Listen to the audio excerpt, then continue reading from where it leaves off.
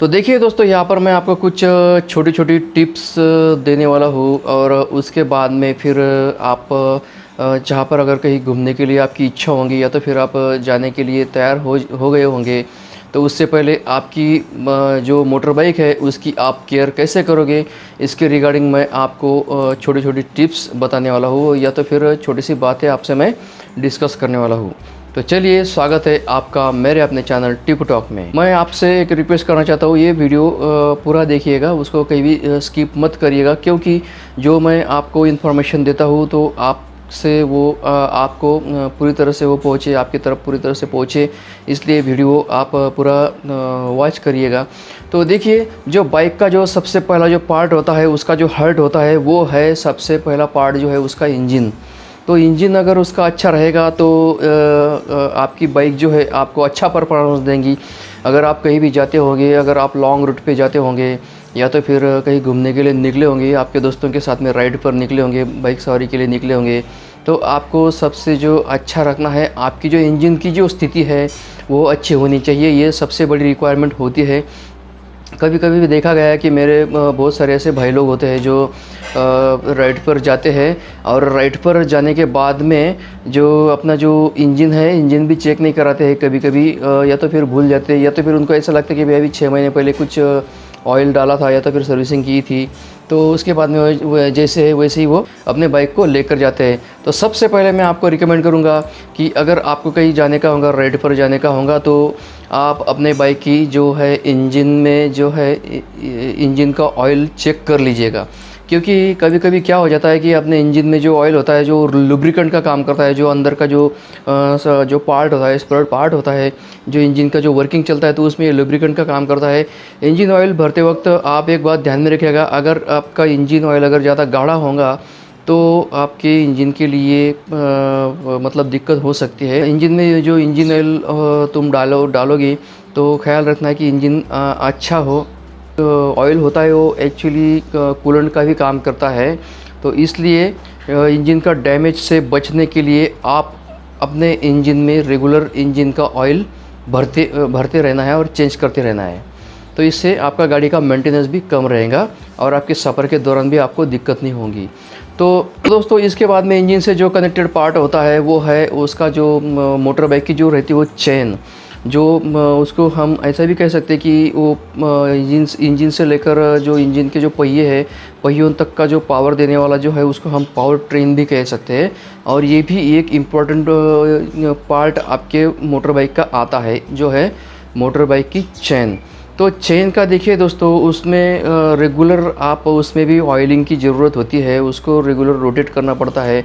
कभी कभी क्या हो जाता है, हमारी जो मोटर बाइक होती है, तो मोटर बाइक बहुत दिनों से हम क्या करते हैं कि जैसे वैसे लगा के रखते हैं और हम घूमते भी हैं, तो कभी कभी ऐसा हो जाता है कि पहले बाइक्स में जो होते हैं इंजन की चेन कवर्स आते थे, चेन कवर्स होने की वजह से वो पैकिंग चेन रहती थी तो हमको दिखाई नहीं देती थी, तो बहुत बार ऐसा हो जाता था तो वो सूखी हो जाती, सूख जाती थी वो चेन। उसको जो लुब्रिकेंट्स की भी उसको भी लुब्रिकेंट्स की ज़रूरत होती है। लुब्रिकेंट्स मतलब क्या, जैसे कि हम कहीं गैरेज पे जाते हो, जो गैरेज वाले भाई साहब होते हैं हमारी चेन पे ऑयल मार देते हैं, ऑयल लगा देते हैं, तो उससे क्या होता है जो चेन का जो वो लाइफ भी बढ़ जाता है।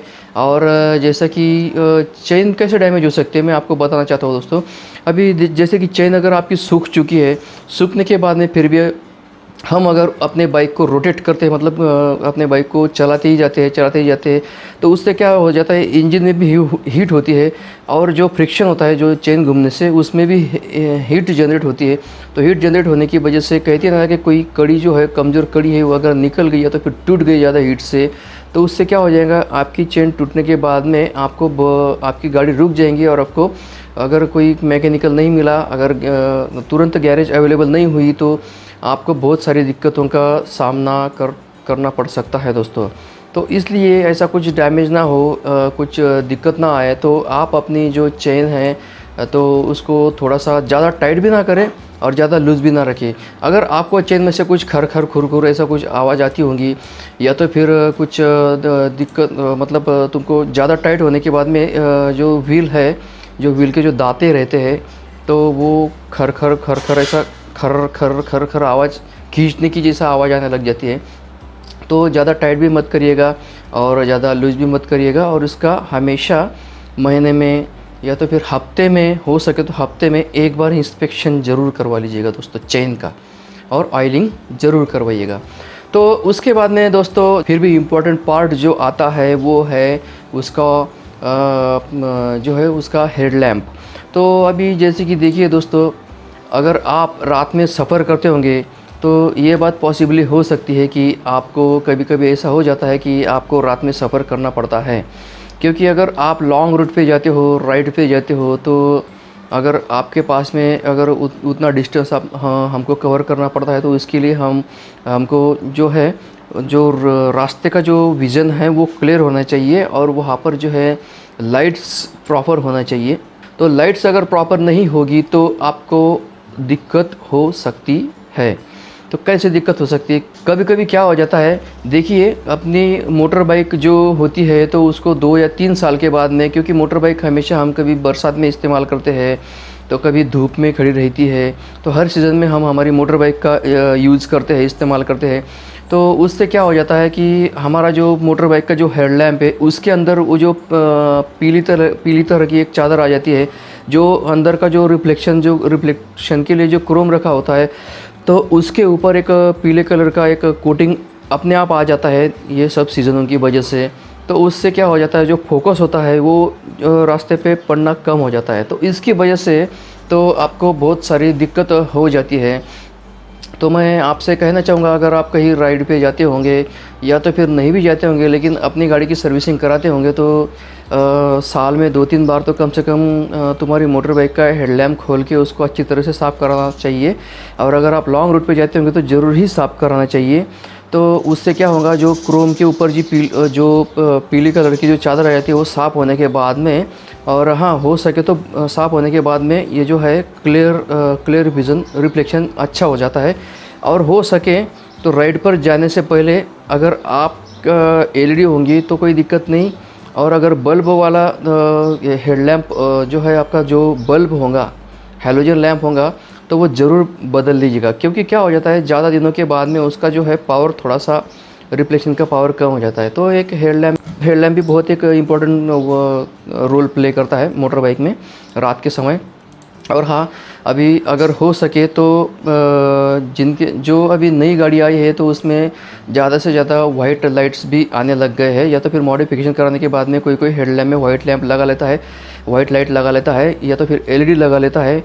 अगर आपके पास में नहीं है तो कोई दिक्कत नहीं दोस्तों, अभी मार्केट में बहुत सारे छोटे छोटे जो है ऐसे गोल साइड में जो है लाइट्स आने लग गए हैं अभी अपने मोटर बाइक्स में लगाने के लिए।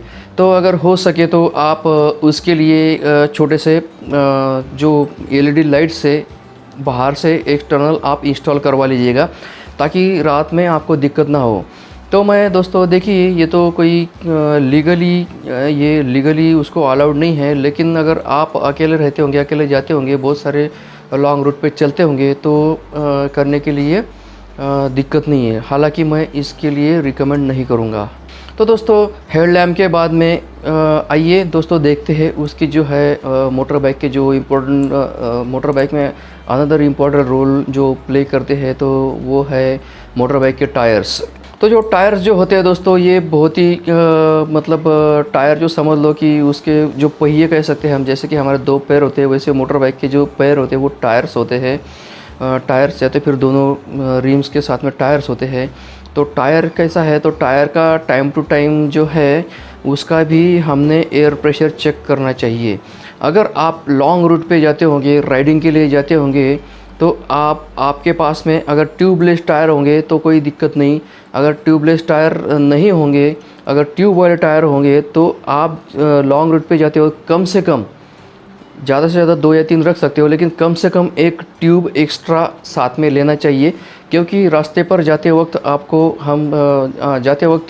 रास्ते पर आपको मैकेनिकल या तो फिर मिल ही जाएगा, इसकी कोई गारंटी रहती नहीं है दोस्तों। इसलिए लॉन्ग रूट पे या तो फिर राइडिंग पर जाते हुए 1 या 2 एक्स्ट्रा स्पेयर में ट्यूब ले लीजिएगा। और दूसरी बात तो ये है कि जो टायर का जो प्रेशर है वो प्रेशर हमेशा मेंटेन रखिएगा। ज़्यादा टायर का प्रेशर होने के बाद में भी हमको प्रॉब्लम्स हो सकती है, या तो फिर कम प्रेशर रहने के बाद में भी जो है आपका जो एवरेज है गाड़ी का घट जाता है दोस्तों। इसलिए टायर का प्रेशर हमेशा मेंटेन रखिएगा। उसके बाद में जो टायर की जो कंडीशन है, अगर आपका हमेशा घूमना होगा बरसात, विशेष तौर पे जो है बरसात के सीज़न में अगर आपका ज़्यादा घूमना होगा, तो जो टायर्स है तो टायर्स में भी जो है टायर्स बहुत दिनों के बाद में चलाने के बाद में घिस जाते हैं दोस्तों।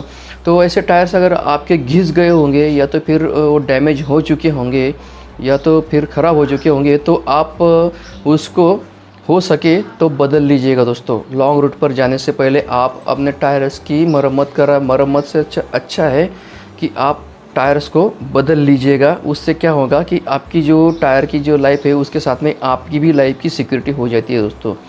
तो इसलिए मैं कहना चाहूँगा मोटर बाइक के टायर्स जो है वो इम्पोर्टेंट रोल प्ले करते हैं। अगर बीच में ही अगर टायर्स फट गए तो बहुत सारी दिक्कत हो सकती है। तो ऐसा ना हो और स्कीड ना हो। जैसे कि हम बरसात के सीज़न में जाते हैं, अगर हमारे टायर्स हमारे मोटर बाइक के जो टायर है वो अगर ज़्यादा चिकने हो गए होंगे तो रास्ते पर जाते वक्त कह नहीं सकते। अगर रास्ता भी फिसलन भरा होगा तो गाड़ी स्कीड होने का मतलब फिसलने की ज़्यादा संभावना होती है। तो इसकी वजह से मैं आपको रिकमेंड करूँगा, हो सके तो जाते वक्त जो आपके जो टायर डैमेज हो चुके हो वो उसको तुम बदल लेना दोस्तों। उसके बाद में टायर के बाद में मैं आपको बताना चाहूँगा एक ठीक से हॉर्न के बारे में बताना चाहूँगा, क्योंकि हॉर्न जो है तो ये भी एक बहुत सा अच्छा सा अपने बाइक के लिए स्पेयर पार्ट है। क्योंकि जो है ये हॉर्न आपकी लाइफ भी बचा सकता है। क्योंकि कभी-कभी क्या हो जाता है, हम जब राइडिंग पर जाते हैं तो ट्रक हो या फिर कोई बस हो या तो फिर कोई व्हीकल हो, हवा की वजह से पीछे से या तो फिर कोई डिस्ट्रैक्शन होने की वजह से हमारे आगे वाला जो व्हीकल चलाने वाला जो है तो उसको पता नहीं चलता है कि तुम्हारे पीछे कौन सा व्हीकल आ रहा है, या तो फिर लेन बदलते वक्त उसको पता नहीं चलता है कि कौन आ रहा है। तो इस वक्त हम हॉर्न का यूज़ करके हमारी लाइफ को हम सेव कर सकते हैं। क्योंकि ऐसा बहुत बार देखा गया है, वो हॉर्न देने से पहले अगर हम घुस जाते हैं और सामने वाला भी अचानक से टर्न ले लेता है, तो टर्न लेने के बाद में हम टकरा जाते हैं और टकराने के बाद में बहुत बड़ी एक्सीडेंट की संभावना होती है। या तो फिर कभी-कभी ऐसा होता है, सामने वाले जो पैदल चलते हैं तो पैदल चलते वक्त वो उनकी बातों में मशगूल होते हैं, तो उनको समझ में नहीं आता है पीछे से कौन आ रहा है। तो हम हॉर्न देके उनको वार्न कर सकते हैं। तो वार्न मतलब हम उनको समझा सकते हैं कि भाई पीछे से हम आ रहे हैं, आप हमको रास्ता दे दो। तो इसलिए हॉर्न का बहुत इम्पोर्टेंट रोल है गाड़ी में, अपने मोटर बाइक में। तो लेकिन एक बात ध्यान में रखिएगा दोस्तों, जहाँ पर हॉर्न बैन होगा, हॉर्न बैन का जहाँ पर बैनर लगाया होगा, जैसे कि हॉस्पिटल हो गए, बड़े-बड़े कोर्ट्स हो गए, तो उसके बाजू में हमेशा ये हॉर्न के लिए बैन होता है। तो आप वहाँ पर जाकर ज़बरदस्ती में टी टी पैं पैं पू पू मत करिएगा, नहीं तो आपको चलन काटना पड़ सकता है। और दूसरी बात दोस्तों, अगर कहीं आप कॉलोनी में रहते होंगे या तो फिर आपके कुछ गली मोहल्ले में रहते होंगे, एरिया में रहते होंगे, वहाँ पर जाकर आपके दोस्तों को बुलाने के लिए आप ज़बरदस्ती में ऐसा ज़ोर-ज़ोर से हॉर्न बजा के नॉइज़ पोल्यूशन मतलब जो आवाज़ का प्रदूषण मत करिएगा। ये मैं आपको बताना चाहूँगा। तो चलिए आगे चलते हैं ब्रेक्स। तो चलिए दोस्तों, आगे मैं बताना चाहूँगा जो है गाड़ी को रुकाने के लिए सबसे मेन और इम्पोर्टेंट पार्ट जो वो है आपके गाड़ी का ब्रेक। अगर आपके गाड़ी में अगर कभी क्या हो जाता है, हम जब लॉन्ग रूट पे जाते हैं, राइडिंग पे जाते हैं, तो बहुत सारी बार देखा गया है कि गाड़ी के ब्रेक फेल हो जाते हैं। तो हालांकि अभी जो नई गाड़ियां है BS6 या जो अच्छी सी जो स्टैंडर्ड मेंटेन किया है उन्होंने, तो ब्रेक फेल की संभावनाएँ हालांकि अभी कुछ नहीं देखी जाती है वैसे ब्रेक फेल की संभावनाएँ। लेकिन ब्रेक एक इम्पॉर्टेंट रोल प्ले करते हैं हमारी जो मोटर बाइक है उसमें। क्योंकि कैसे भी हो दोस्तों, अगर आपकी बाइक्स पुरानी होंगी BS4, बहुत सारे मेरे प्यारे दोस्त जो है उनके पास में BS4 ही गाड़ियाँ अभी है, BS4 ही गाड़ियाँ अभी चल रही है। बहुत सारे दोस्तों ने उनको अपडेट किया है BS6 में। लेकिन बहुत सारे दोस्तों के पास में, जैसे कि हम गली मोहल्ले या तो फिर हमें बहुत सारे गाँव में मैं देखता हूँ, तो बहुत सारे दोस्तों के पास में अभी भी BS4 गाड़ियाँ है। बहुत 10-10 12-12 साल पुरानी गाड़ियाँ आज भी यूज़ कर रहे हैं, इस्तेमाल कर रहे हैं। तो ऐसे में मैं कहना चाहूँगा, जो रहता था पहले तो डिस्क ब्रेक नहीं होते थे, या तो फिर EBS वगैरह जो कुछ प्रणाली डाल के जो अलग से ब्रेक्स रहते थे, वैसे कुछ ब्रेक्स की सिस्टम उसमें नहीं है। तो ऐसी गाड़ियों में ड्रम ब्रेक्स होते थे। तो ड्रम ब्रेक्स होने की वजह से उसमें बहुत सारे फ्रिक्शन होने के बाद में कभी-कभी ऐसा कर करके आवाज़ आने लग जाता है। जब हम ब्रेक मारते हैं तो साउंड आने लग जाती है। ज़्यादा पुराने ब्रेक्स, ड्रम ब्रेक्स ज़्यादा पुराने होने के बाद में, या तो फिर कोई भी अलग से ब्रेक होंगे ज़्यादा पुराने होने के बाद में, उनका मेंटेनेंस ना करने की वजह से उसमें आवाज़ आने लग जाती है दोस्तों। तो तुमने ये देख लेना कि अगर हमारे ब्रेक्स पुराने हो गए होंगे, या तो फिर उनका कुछ सिस्टम डैमेज हुआ होगा, स्पेयर पार्ट ख़राब हुआ होगा, तो ज़रूर आप वो स्पेयर पार्ट बदल लीजिएगा, ताकि हमको आने वाले समय में या तो फिर हम राइडिंग पे जाए तो हमको कुछ दिक्कतों का सामना ना करना पड़े दोस्तों। तो दोस्तों, मैंने ये आपको जो मेन बातें थी, अगर आप कहीं ये आनंद उठाना चाहते हैं, निसर्ग सौंदर्य का जो है आनंद उठाना चाहते हैं, बहुत सारी ग्रीनरी का आनंद लेना चाहते हैं, लुत्फ़ उठाना चाहते हैं, तो मोटरसाइकिल पे अगर आप राइड करना चाहते हैं तो इन सब बातों का ख्याल रखिएगा। और हाँ, हेलमेट का ज़रूर इस्तेमाल करिएगा दोस्तों, यूज़ हेलमेट। ओके। तो दोस्तों, अगर आपको मेरा चैनल अच्छा लगता होगा, अगर आपको मेरी बातें पसंद आती होंगी, तो ऐसे ही मैं आपके लिए अच्छे वीडियोस लेकर आते रहूँगा। तो मेरे चैनल को लाइक, शेयर और सब्सक्राइब ज़रूर करिएगा। धन्यवाद।